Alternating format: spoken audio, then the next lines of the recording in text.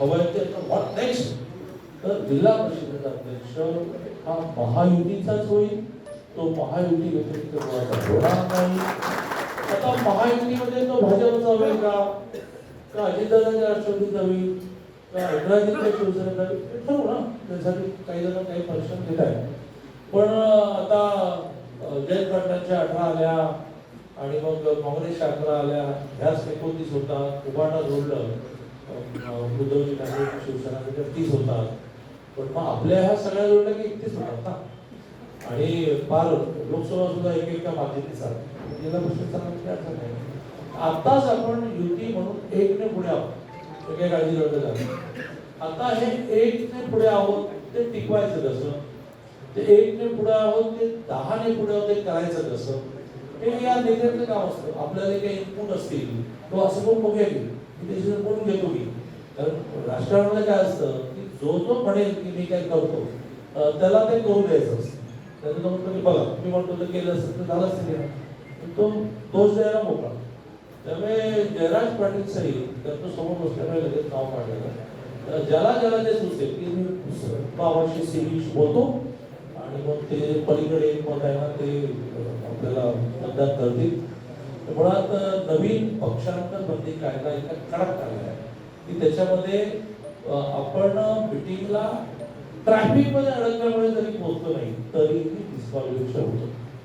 त्याला पक्षातर्फी म्हणतात. त्यामुळे मुळात तुम्ही सगळ्यांनी लक्षात ठेवा की एका दिवसात घरी जायचं आणि तो ती भीती इतरांना पण असते. पण मग तुम्ही 31 40 कसे करणार, त्याचे खूप जादू असतात. तर त्या जादू तुमच्यावर होऊ द्या ना. तर त्या जादू करू आणि 31 40 कसे होते त्याचा प्रयत्न करू. मी सगळ्यांना खात्री देतो की एकदा का सत्ता आली किंवा विकास निधी जास्त कसा मिळेल, पदं आपल्याला जास्त कशी मिळतील, 5 वर्ष असतात ना टप्प्याटप्प्याने सगळ्यांना मिळेल. जसं मी आज सकाळी धीरजला आपल्या म्हटलं की बाबा प्रत्येक वर्षी 16 स्थायी समिती सदस्य, 5 वर्ष 80 झाले. तुझ्या मोबाईलला सदस्य संख्या 78 असते. तर तुला सगळ्यांना ऍडजस्ट करते. प्रत्येकाला एवढंच म्हणा किंवा दम धर दुसऱ्या तिसऱ्या चौथ्या करू. तसं जिल्हा परिषदेची पद्धत सुद्धा आपल्याला 5 समित्या असतात. एक जिल्हा अध्यक्ष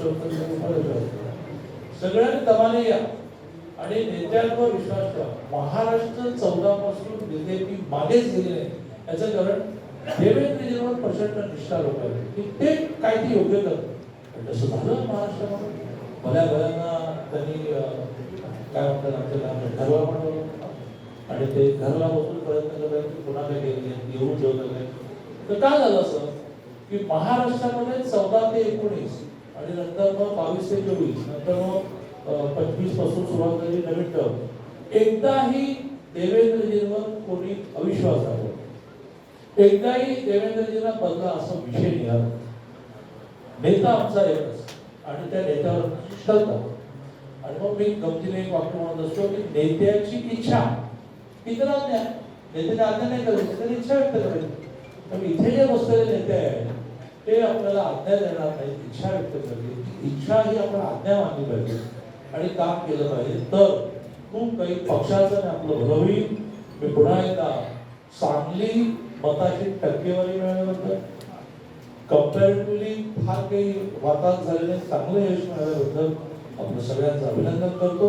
आणि आपण सगळेजण म्हणून महायुतीचा जिल्हा परिषद अध्यक्ष कसा होईल यासाठी प्रयत्न करावे अशी शुभेच्छा देतो.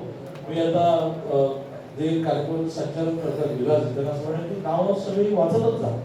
सगळ्यांना एक कॉमन प्रेझेंट आहे. त्यामुळे तो नावाशी ते प्रेझेंट जोडायला कारण तो आला की तिथे जे नेते आहेत ते प्रत्येकाचे हस्ते आहेत. सो